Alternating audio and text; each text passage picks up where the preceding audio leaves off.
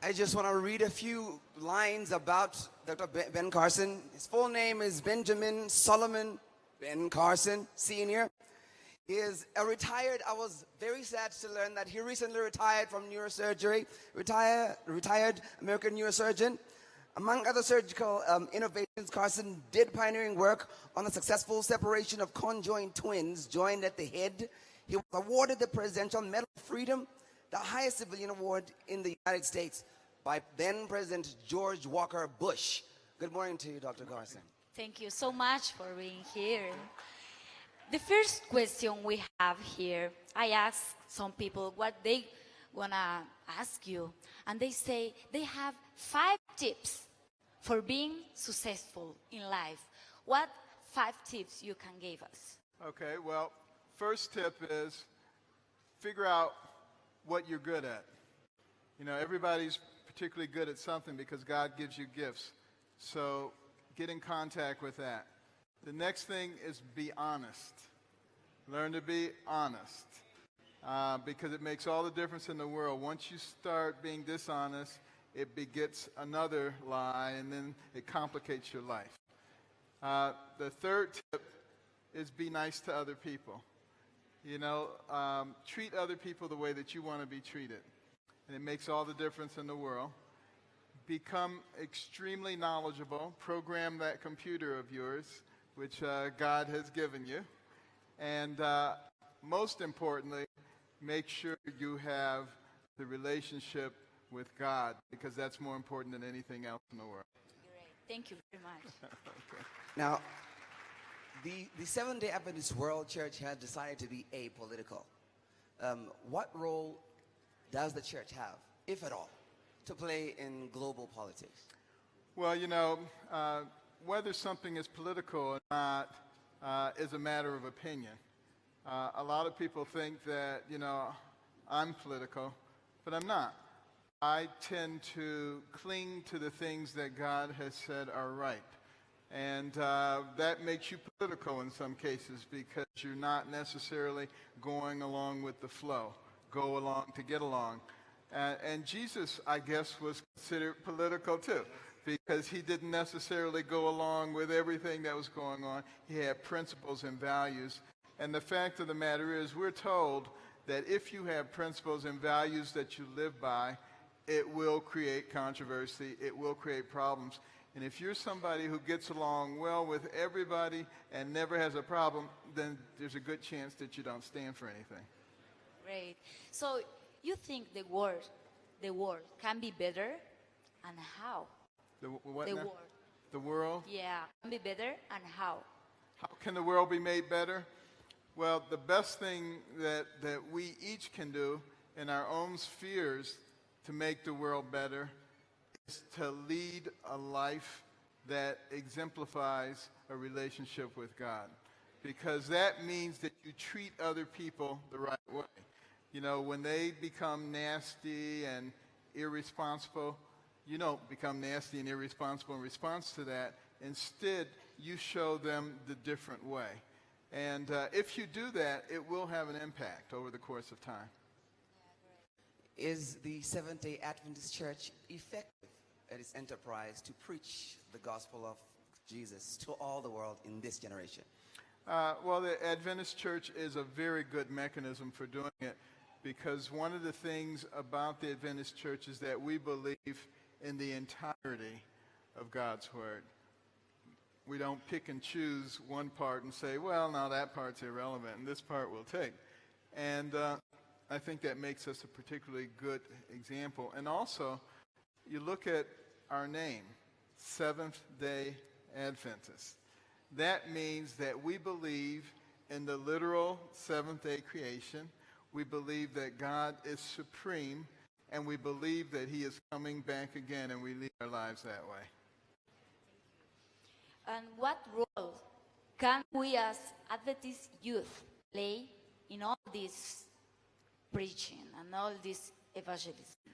Well, the role that we can play is to make ourselves knowledgeable. You have to know about all cultures, have to know about all aspects in order to be able to preach in order to be able to teach people in a way that's relevant to them. If you only come at things from one direction because you only know one direction, then you're going to be much more limited. So we have a responsibility to learn about other people. Parting shot. Often we wish we could hear the voice of God. We would wish to hear God speaking to us. You also said, when asked whether you're running for president, that you will wait for God to speak to you. Michelle Bachmann was mocked when she said that. So have you ever heard the voice of God before? And what would you advise us to do so that we too can hear the voice of God? God speaks to people in lots of different ways. And I don't think there's any one particular way that he speaks to people. And one of the ways is by giving you wisdom. One of the ways is by opening doors and closing doors. I remember when I finished my residency at Johns Hopkins, and I was invited to come to Australia to be the senior registrar at the major teaching hospital in Western Australia. And I said, Australia? Are you kidding me? That's not what I said to the guy, but that's what I was thinking. I mean, in Baltimore, if you drill a hole all the way through the earth, you come out in Australia. I didn't want to go over there. And plus, they had some policies and things. And I said, I don't want to go to Australia. But then it seemed like every time I turned around, there was somebody saying, "Good day, mate. How you doing?" I kept running into Australians everywhere. And every time we turned the TV on, there was a special about Australia. And I said to my wife, I think the Lord wants us to go to Australia. And so we sold all of our earthly belongings, and off we went to Australia. And our friends were saying, "You'll be back in 3 weeks." But little did they know we didn't have any more money, so we couldn't come back anyway. But, but the biggest problem we had in Australia was keeping up with all the dinner invitations. Everybody's always inviting you out to dinner. And probably the second biggest problem I had is every time I sat down and started writing in a chart, somebody would come up and say, "Do you mind if I feel your hair?" So I would say, "You can fill it, but it's going to cost you $10. But it turned out to be absolutely a wonderful experience because there were only 4 neurosurgery consultants in all of Western Australia. And once they discovered that I knew how to operate, they went to the private hospitals and left me in charge of the major teaching hospital. So I was doing 3 or 4 craniotomies every day. I got an enormous amount of experience. So when I came back to the United States and joined the faculty at Hopkins, and the position opened up for director of pediatric neurosurgery, even though I was only 33 years old, they said, "Well, Carson's very young, but he's got all this experience, so we're going to make him the chief." And it was the way that the Lord opened the door and created the right responsibility and opportunity for me. And that's one of the ways that he speaks to you. You have to be willing to recognize those things and take those opportunities. So when it comes to politics for me, I don't have any desire, for national office. But if that's the way the Lord leads, it will become clear. Dr. Thank you Hoppen, very much. thank you very much for talking to us, yeah? Thank you. Ladies and gentlemen, Ben Carson.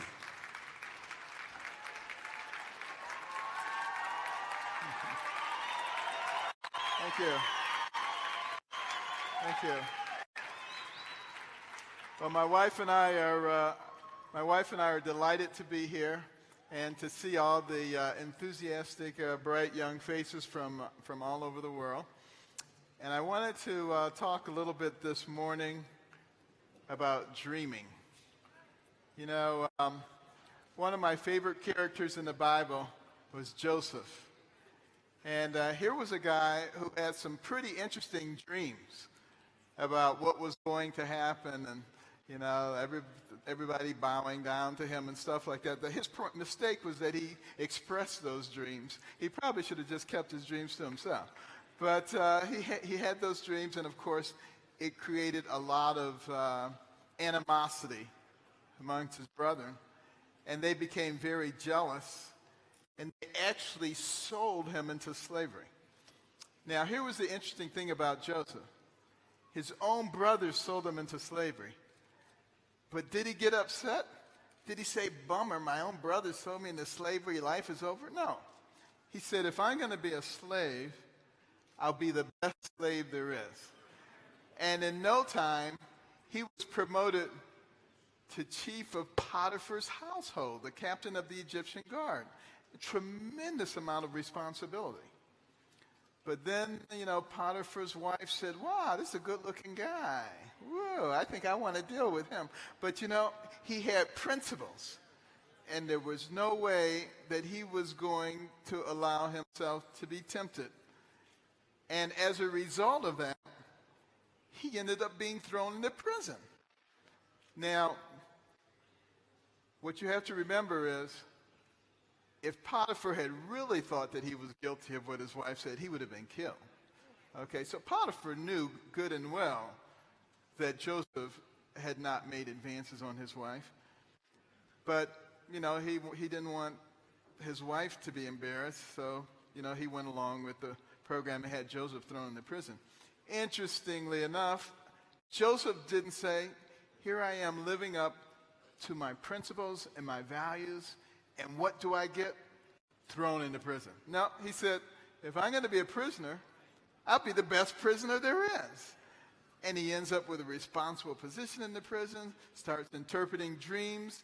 The next thing you know, he's the governor of Egypt, the most powerful nation in the world at that time. And interestingly enough, did you ever stop and think about it? Now, he was over Potiphar. But did he seek revenge? Did he seek revenge against Potiphar? Of course not. He said, forget about it. Not a problem. But it shows that it really doesn't matter where you are in life. Doesn't matter how low a position you have. If you connect yourself with the ultimate source of power in the universe, anything can happen. So it's okay to have that dream. And as a youngster, I had a dream of becoming a doctor. I used to listen to those stories, the mission stories in church and Sabbath school. Frequently featured missionary doctors. They seemed like the most noble people on earth, traveling all over the world to bring not only physical but mental and spiritual healing to people. I said, there's nothing more noble that a person can do. So when I was 8 years old, I said, I'm going to be a missionary doctor. And that was my dream until I was 13, at which time, having grown up in dire poverty, I decided I'd rather be rich. So at that point, missionary doctor was out, and psychiatrist was in. Now, I didn't know any psychiatrists, but on TV, they seemed like rich people. They drove Jaguars, and they had the fancy mansions, and they had these big plush offices, and all they had to do was talk to crazy people all day. And it seemed like I was doing that anyway, so I said, this is going to work out extremely well. And I started reading Psychology Today. I was the local shrink in high school. Everybody brought me their problems, and I would sit them down and stroke my chin. Tell me about your mama. And and I majored in psychology in college. And I did advanced psych in medical school, and I was gung-ho. I was all ready to be a psychiatrist. And then I started running into a bunch of psychiatrists. Need I say more? But now, actually, some of my best friends are psychiatrists. But what I discovered very quickly is that what psychiatrists do in real life and what they do on television are two completely different things. They're actually some of the more intellectual members of the medical community. But it really wasn't what I wanted to do. So now I started thinking, God gives everybody special gifts and talents. And I said, what are your special gifts and talents? And this is a very important question for young people to ask themselves. And as I started thinking back through my life, I realized that I had a lot of eye-hand coordination and the ability to think in 3 dimensions, that I was a very careful person. I never knocked things over and said, oops, which is a good characteristic for a brain surgeon, by the way. And I love to dissect things. And I remember when when I was a youngster, before we became vegetarians, you know, whenever there was meat on the plate, I would have my knife and fork, and I would be dissecting out the little neurovascular bundles and the fascial planes. I want to eat that, and I put that over here. So I had a lot of experience dissecting things. And so I started thinking about that. Plus, I loved the human brain. And all those years I was thinking I was going to be a psychiatrist. So I put all that together and I said, brain surgeon. You should become a brain surgeon. And a lot of people thought that was a strange idea. At that time, there had only ever been 8 black neurosurgeons in the world. And they thought that was really a strange idea for me. But to me, it seemed like just the most natural thing that I could do. And you know, you really don't have to worry about what has been or what has not been. What you need to worry about is what the Lord has prepared you to do. And you use the talent that he has given you. And even if it's something that nobody has done before, you know, nobody has done anything until somebody does it. So, you know, you may be the person who God has chosen to be the one to do something. So don't limit yourself on the basis of what somebody else has done in the past. Well, obviously there were a lot of obstacles along the way to me achieving my dream. You know, the fact that my parents got divorced, the fact that we lived in dire poverty. You know, these kinds of things, if you take hold of them and you allow them to control your life, they will control your life. And I remember, you know, the fact that we had no money for anything, ever. And my mother would go out and work 2, sometimes 3 jobs at a time, trying to make ends meet because she didn't want to be on welfare. And I remember when I was 9 years old, sitting on the steps in the ghetto, looking through the building across the street. All the windows were broken out, and you could see the sun shining all the way through the building. And thinking that I probably would never live to be more than 25 years of age. Because that's what I saw around me. Both of my older cousins, who we adored, were killed. I saw people being killed all the time. But, you know, I still, even at that time, believed that somehow I could become a doctor. And, you know, interestingly enough, life went on. You know, I started becoming a better student. Things worked out extraordinarily well, and I ended up at Yale University. And I must admit that I thought I was pretty smart. I mean, here I was, poor kid, came through the ghetto, got a scholarship to Yale University. I thought I was really, really smart. But by the end of that first semester, I had a very different opinion of myself because I was doing extremely poorly, and especially in chemistry. And I was pre-med. So obviously you have to do well in chemistry if you're pre-med. And I was going to fail. I hadn't even a chance of passing. Even if I got an A on the final exam, I was still going to fail. That's how bad it was. But the professor, in his kindness, or in his sadism, I'm not sure which, he said, for all those students who are failing, I will give you double credit on your final exam. So if you get an A, you could get a good mark. Now, no, everybody knows there's no chance they were going to get an A, but, you know, he was saying that anyway to give you that last glimmer of hope before you went down. And so there I was, you know, the last night before the final, and I'm thinking, you know, Lord, I always thought you wanted me to be a doctor. It's the only thing I've ever wanted to do since I was 8 years old.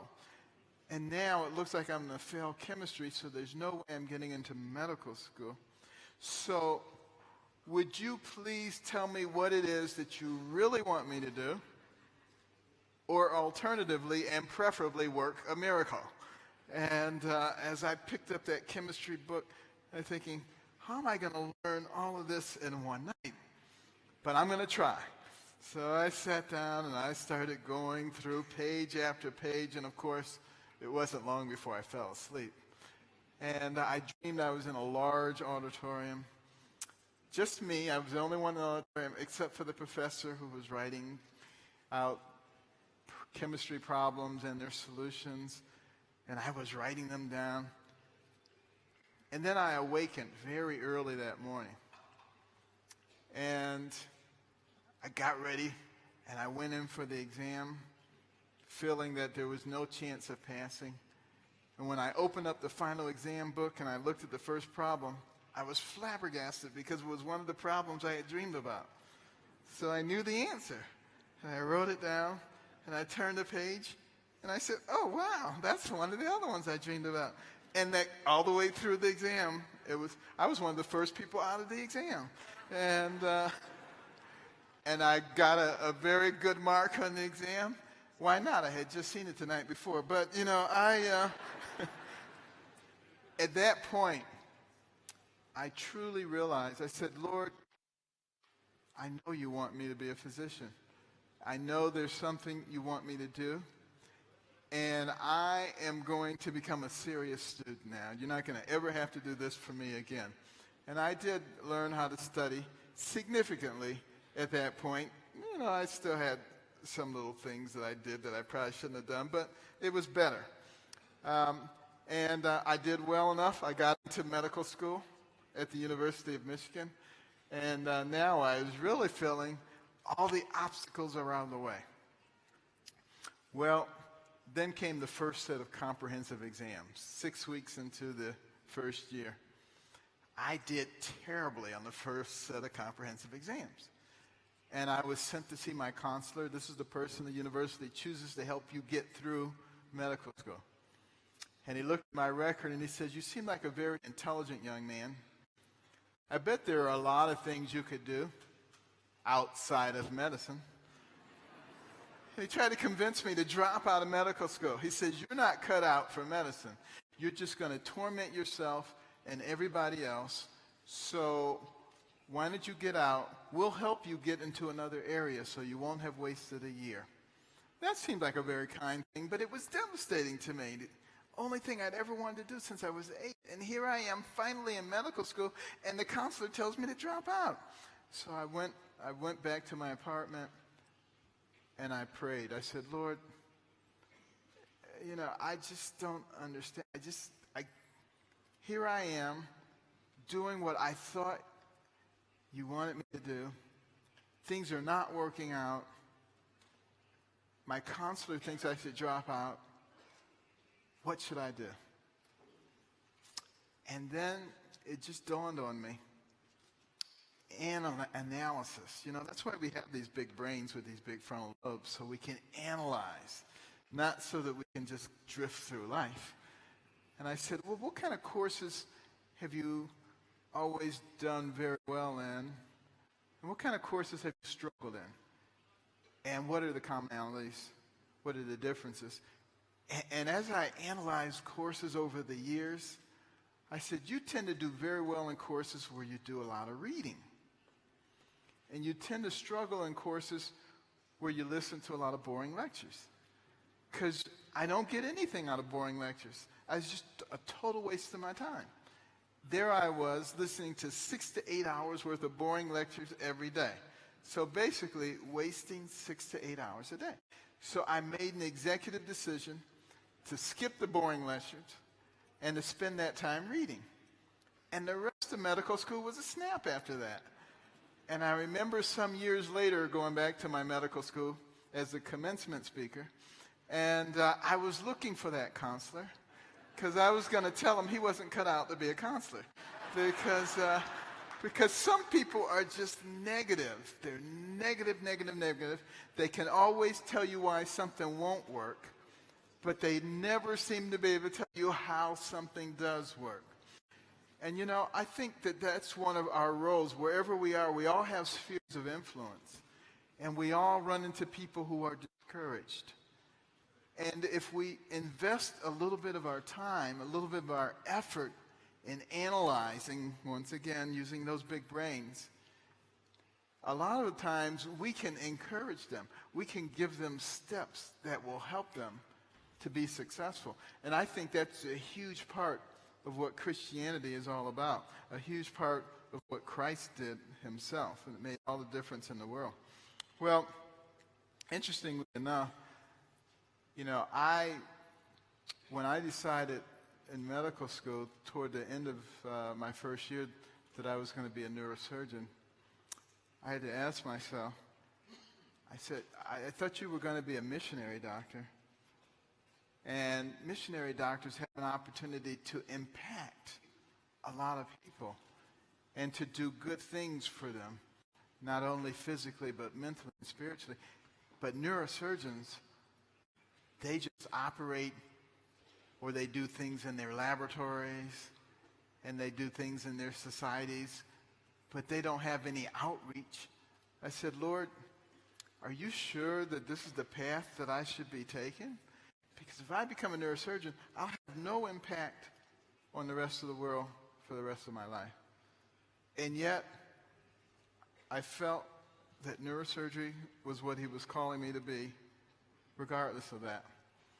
And when I finished my training, I had to make a decision. Was I going to go into private practice and make a ton of money? Or was I going to stay in academic medicine and teach and research and not make a ton of money? And I must say, the idea of making a ton of money appealed to me more than not making a ton of money. But everything that was happening was pulling me in the direction of academics. When I went into the laboratory, I was supposed to be in a laboratory for 2 years. We had a defined project that I was supposed to do. We finished that project in 6 months.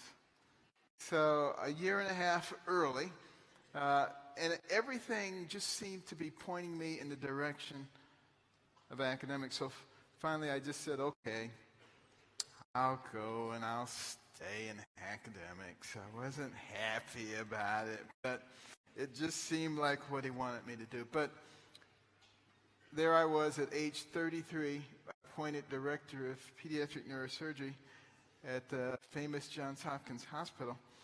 And again, I was thinking, wow, that must be really smart. There's something really special about me. And that I can do all of these things. Wow, this is just amazing. But that is until one particular case.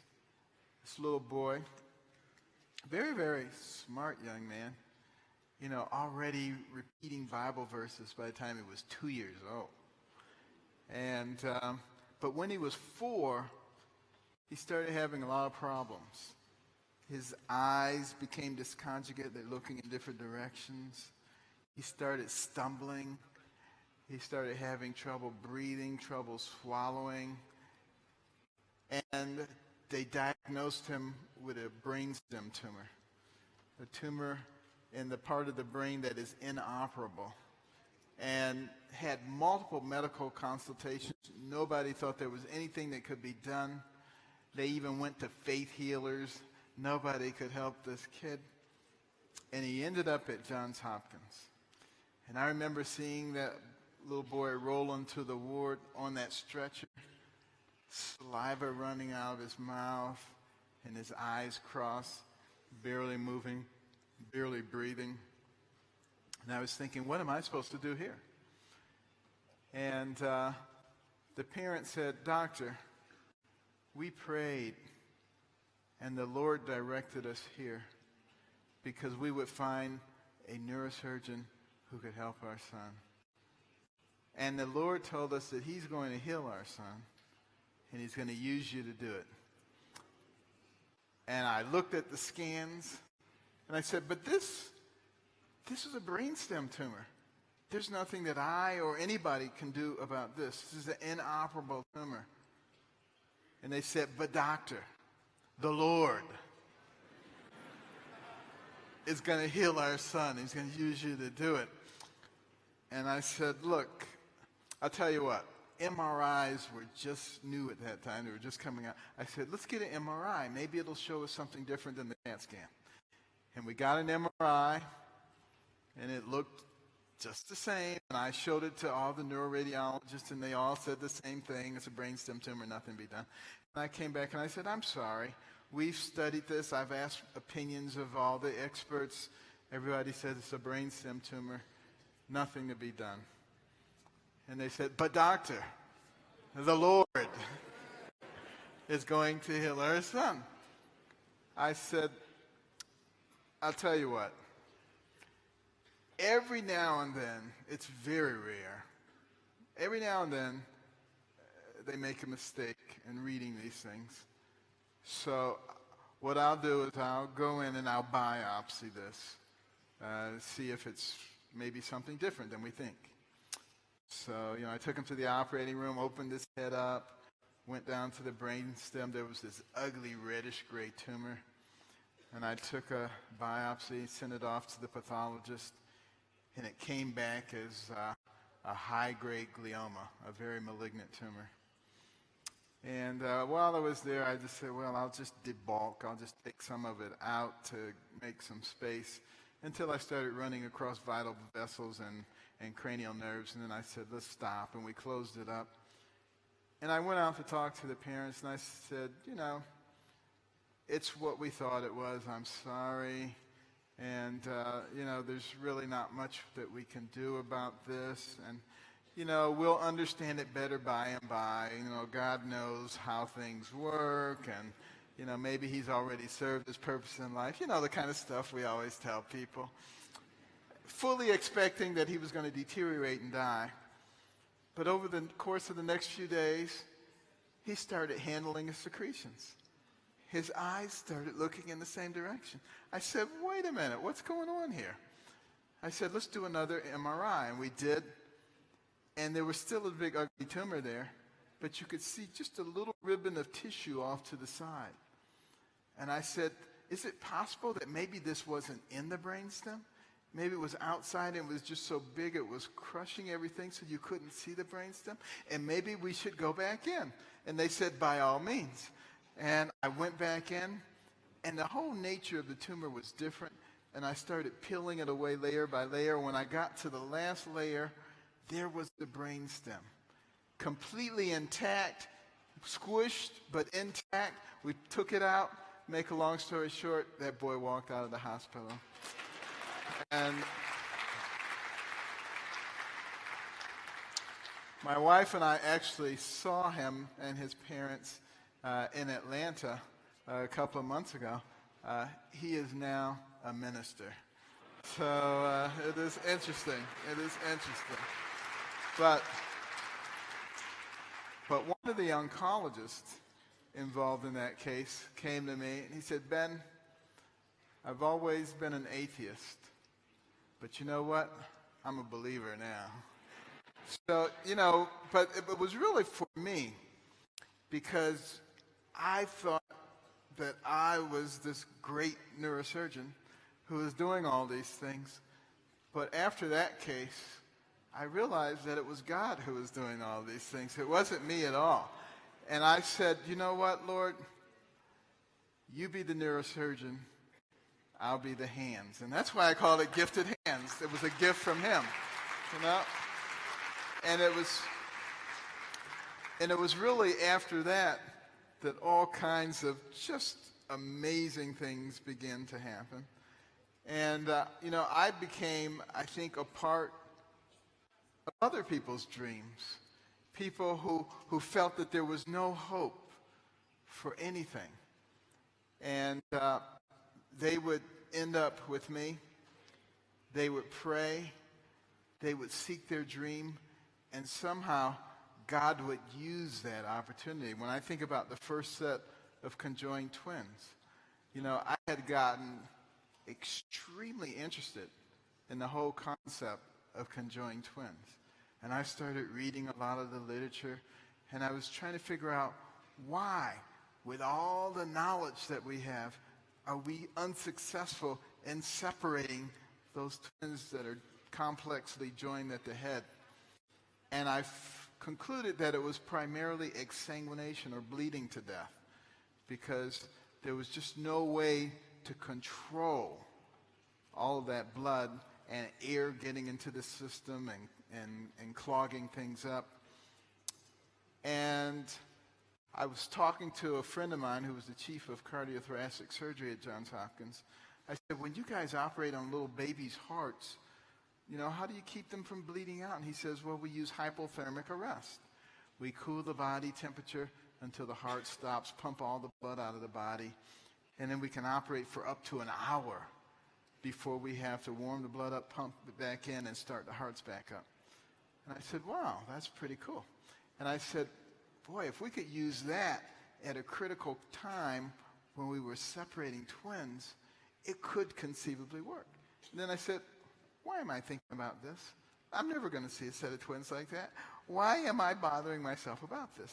Lo and behold, 2 months later, here came these German doctors presenting this case to medical centers all over the world to see if anybody could come up with a way to separate those twins and keep them both alive, because in Europe, the doctors had recommended to the mother that she choose which twin she wanted, and they would basically chop the other one off. And she just couldn't do that. She just could not do that. So I explained to everybody this thing that I had been thinking about, and everybody said, wow, that sounds like it might work. And, I was fortunate that I was at Hopkins, where we have a lot of expertise in lots of different areas, and we started putting together a team. We started practicing, and lo and behold, 5 months later, we brought the twins there. We used the hypothermic arrest. It actually worked. And that was the first and only time that twins joined at the back of the head had ever been separated successfully. But in thinking about it, the Lord had prepared me for that beforehand. I didn't know why I had gotten so interested in that. And this is the thing about God. He never asks you to do something without preparing you first.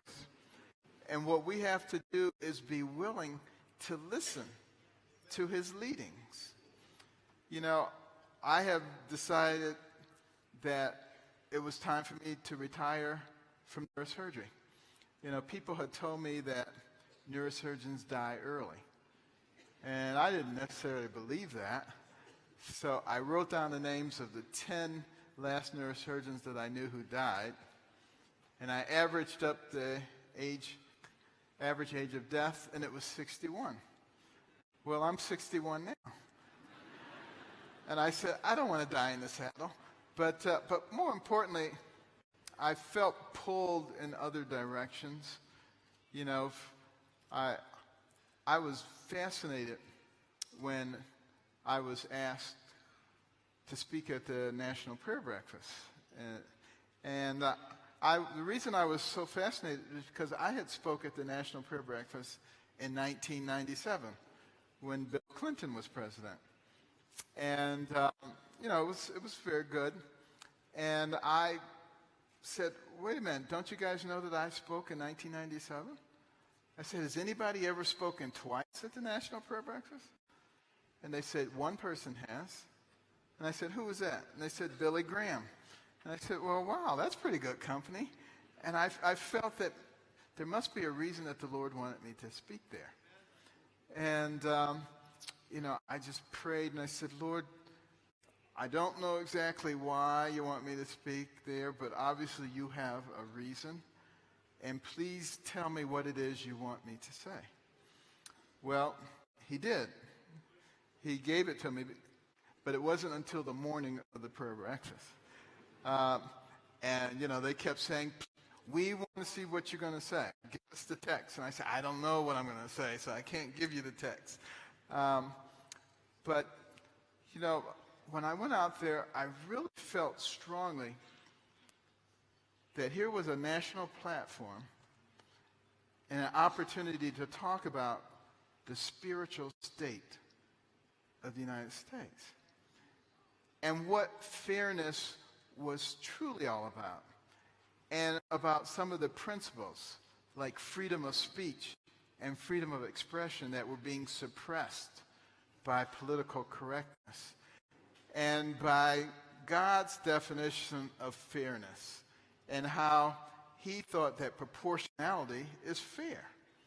And once you put that into the hands of man, then you get all kinds of aberrations in terms of interpretations. And that the importance of being modest, of being humble, particularly with our leaderships, and the importance of people working together, even when they have differences of opinion. And I had no idea that it was going to have such resonance with people across the nation. And really, I've heard it's had really quite an impact in many other countries as well. And a lot of people thought that I should be fearful because I was challenging the establishment. But you know what? I read the Bible.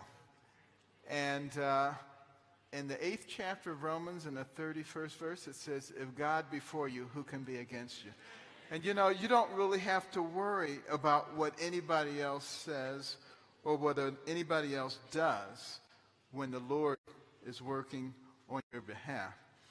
And you know, this applies to anything that you're doing. You have to have trust. You have to believe that God is truly behind you. You know, I remember in an area completely outside of medicine, several years ago, we had decided that we wanted to move.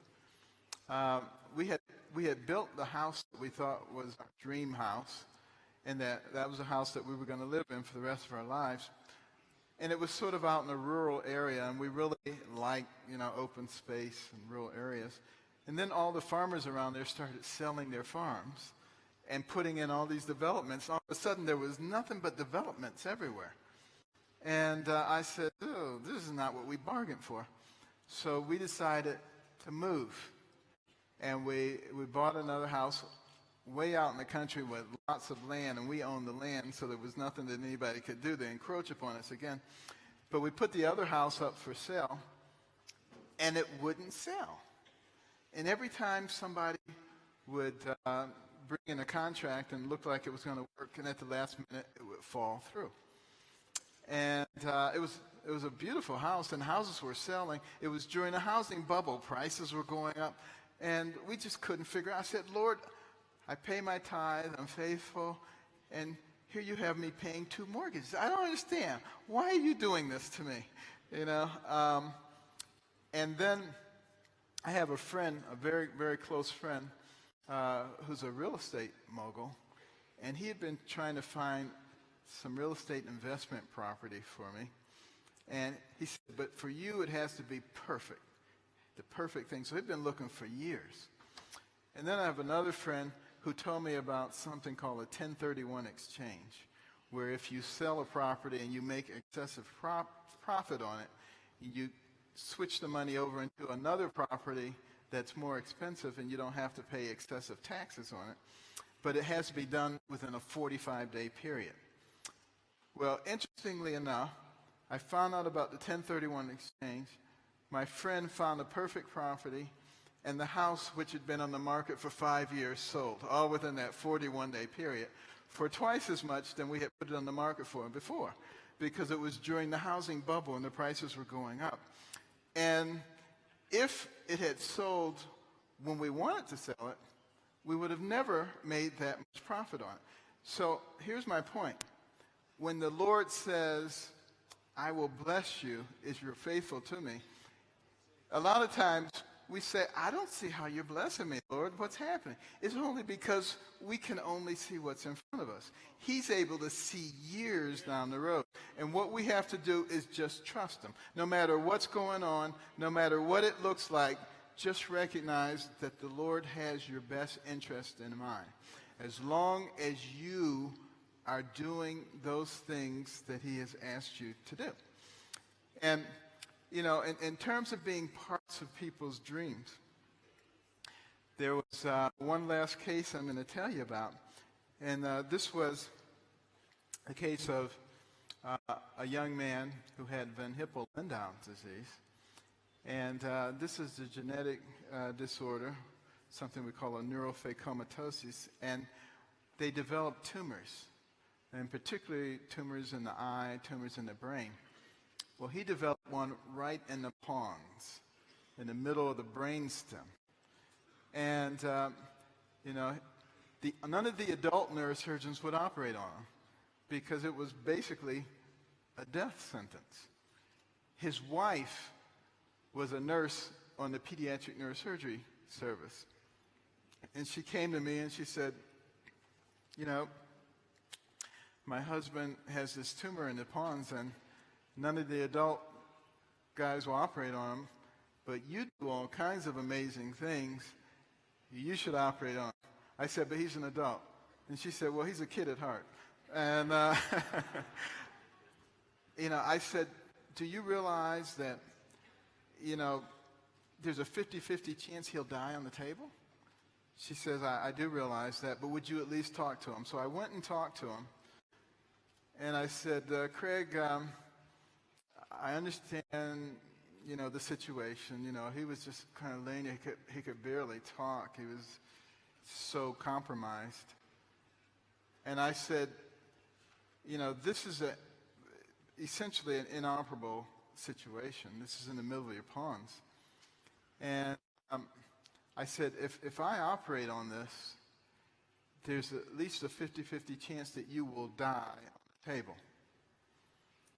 And he says, Doc, if you don't operate on it, there's a 100% chance that I'm going to die. So I'll take 50 any day. And I said, you know what? He's got the right attitude. So I went in and operated on this thing. I got down to the brainstem. There were all these abnormal blood vessels all over everything. I made my way through and got to a small area where I could open up an area in the brainstem and reach in with a little micro instrument, and I could feel the change in consistency, so I knew that was the lesion. And I started just pulling it, slowly pulling it. I could see the dark coloration. Took another little micro instrument, and I was just dissecting around it. You couldn't see, but you could feel. And as I was pulling it, the anesthesiologist said, the evoked potentials have gone flat. These are the little electrical waves to show you what's going on. And he says, you killed him. He says, I told you not to do this operation. And, you know, we were not happy, needless to say, but I did finish pulling it out and close things up. It was a very somber mood. But his vital signs were okay. He sent him to the intensive care unit. And when I came in the next morning, he was sitting up in the bed cracking jokes. So a lot of the things, you know, I have a lot of stories like that where, you know, if you sit down and you look at things from a strictly medical, scientific point of view, you really can't explain them. But when you look at them from a spiritual point of view, you can explain them perfectly well. Because God is still alive, God is still active in our lives. What we frequently lack is faith. And, you know, that's a topic that I'm going to talk about tomorrow afternoon, our lack of faith and how we develop faith. But interestingly enough, you remember I was telling you how when I decided that I was going to go into neurosurgery, I was thinking that neurosurgeons don't have any impact in the world. Well, I will say that the Lord changed that whole equation. And He gave me an opportunity to have much more impact through the books, through lectures, through television appearances, through magazine articles, through speaking all over the place. You know, I'm probably the most popular speaker at the Washington Speakers Bureau. You know, the Lord created all of that. The medical career that he was a platform. And as I said before, the Lord never asks you to do anything without first preparing you for it. So as a neurosurgeon, I got involved in a lot of very controversial issues, a lot of things that people thought could not be done. But the Lord showed me how to do those things. The Lord worked out a situation in which those things were possible to do. And I've come to learn that it really doesn't depend on me. It really depends on him. And that is something that is so important in every one of your lives. As young people, recognizing that yes, he has given you talent, but the most important thing that he's given you is the opportunity to be on his team. And when you're on his team, you're on a team that never loses. And this is what you have to remember. Think of it as a baseball team. And, you know, only thing you know is that every time Jesus comes up to bat, he's going to hit a home run. It doesn't really matter whether you hit a home run or not. It matters whether you're on the team. And when you win the World Series, you get the World Series ring because you're on the team. If you leave the team, that's a different story. So all you have to do is remain on the team. If you strike out every single time, stay on the team. Recognize that he is going to bring you through. And that's what faith is all about. Thank you.